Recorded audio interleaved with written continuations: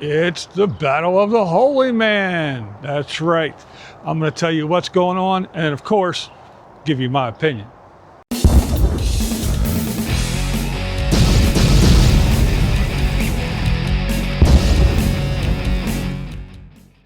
As you can clearly see, this is not sunny Florida any longer. No, it is the cool and breezy, preparing for winter Northeast. So, yep, back home. But yeah, let's talk about what's going on with the Holy Man. Yeah, I figured I'd come out here on the porch and chit chat about what's going on.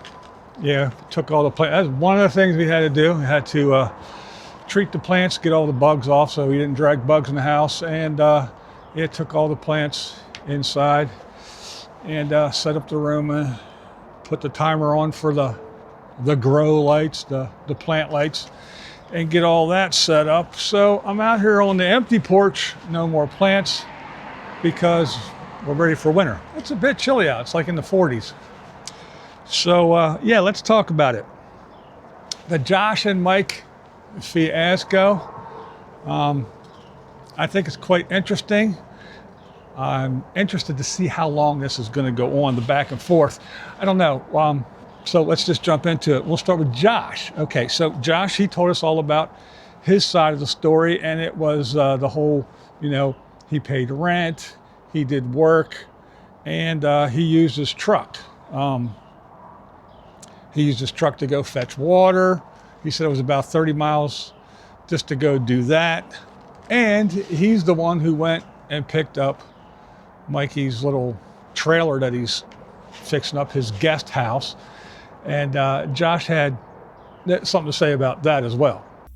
I drove 300 miles for someone to pick up a trailer for them, and that person only paid for the gas. That was it. I did all the driving and didn't make a damn dime. And then Josh claimed that Mike drank, and he drank a lot. He would come over and drink, and they would get into it.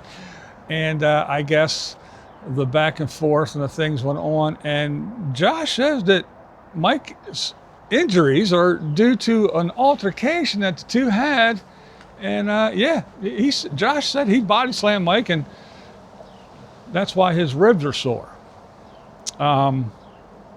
This is something I found interesting, and that was that Josh said that him and Mike got baptized at the same church. Now, a Holy Man Mike, if he got baptized at that church, that means it was pretty recent. It wasn't, like back when he was with Marlowe and sitting there and, quoting scripture and doing all that stuff. This baptism thing is fairly recent. And that would also mean that Josh finding God is also pretty recent, because he said he was at Mike's about 6 months. So he's only been a man of the cloth, I guess you could say, a man of God, at least baptized, for less than 6 months, I would imagine. I don't know if they got at the same time, but Josh says we're at the same place. So Mike could have done it before. But still, I find it quite interesting that, all glory to God and blah, blah, blah, blah, blah, all the time. You would think that, he was, anyway. So I found it interesting that the two of them, both of them, are baptized recently. Let's see what else. He also said something about Tater. He said, he said that he watches, Bob Wells and Nomadic Fanatic and Camper Van Kevin. But he did say, he mentioned that Mike has issues with Eric. And look, anybody that knows anything about Eric knows that he is a horrible friend. As we're seeing, I don't know what kind of friend Mike is. That's up in the air. But yeah, Eric, he's not a good person to be friends with. So I don't know. Mike might have a legitimate gripe. If it's even true, I don't know. And then Josh said that, if the channel takes off, no big deal. If it doesn't, he doesn't care. I don't buy that, but we'll get to that later. So we have all that from Josh, and he's saying stuff about Mike and how the whole thing went down, and he tried to leave amicably, but it didn't happen, and so on and so forth. And then we have Mike. So Mike decided he had to give his side of the story, and basically he said what it comes down to is Mike said he knew exactly what the agreement was. He basically saved Josh from paying $400 a month at an RV park.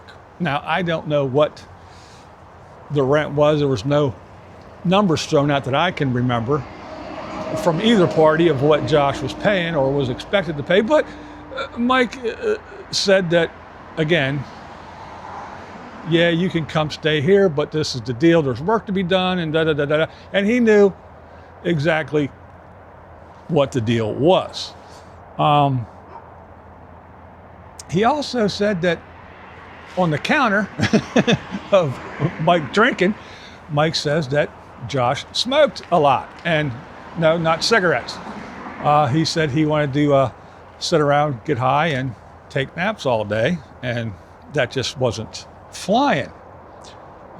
Mike, of course, also denies the fight, said that why would he, his injuries happened weeks before Josh left, so if this thing was so bad it came to fisticuffs, why would he stay as long as he did? So Mike definitely highly denies any kind of altercation or fight, physical altercations anyway.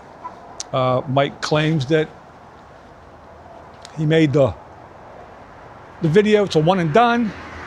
He just felt that he had to defend himself. He's not going to do any more about it, and he's taken the high road.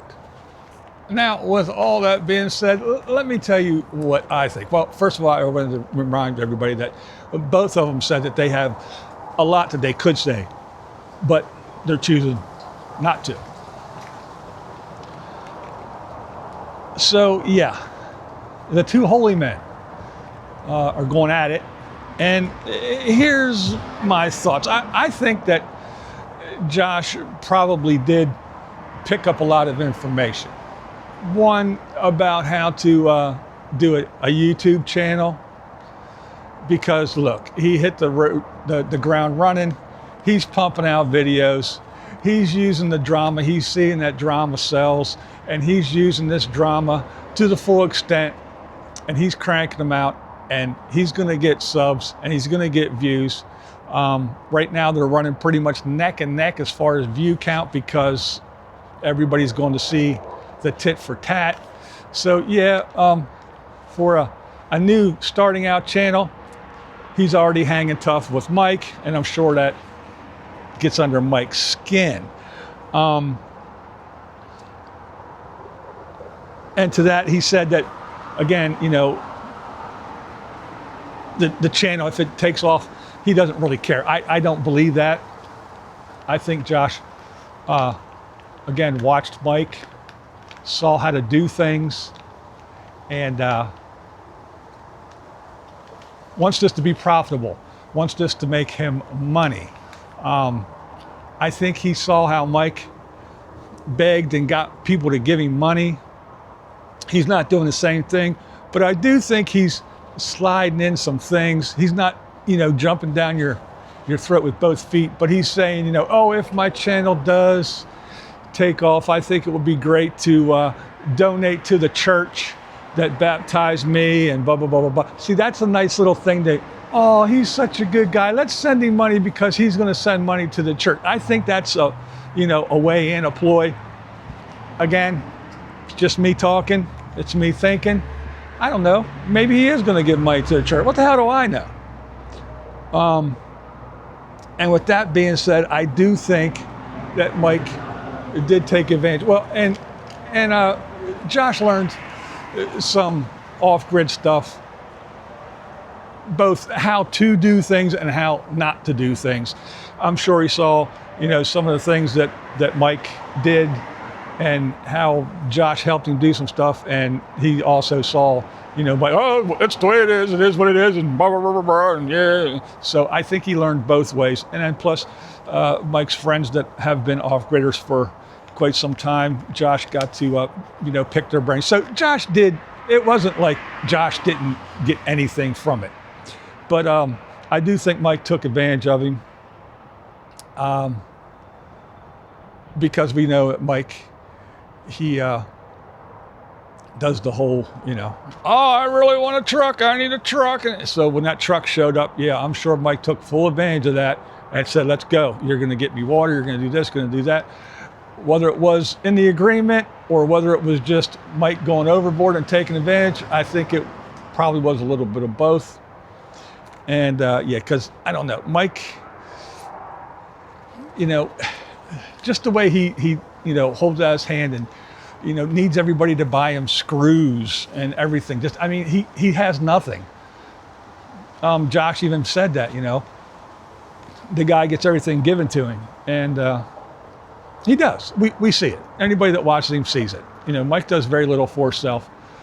And the things he does for himself, he doesn't do all for himself because everybody supplies him with everything that he needs. Now, with all that being said, we all know that there's this side, that side, and then somewhere in the middle lies the truth. And I find no exception to this story as well. I find that there's probably truth on both sides from Josh and Mike, but somewhere in the middle is where the truth lies.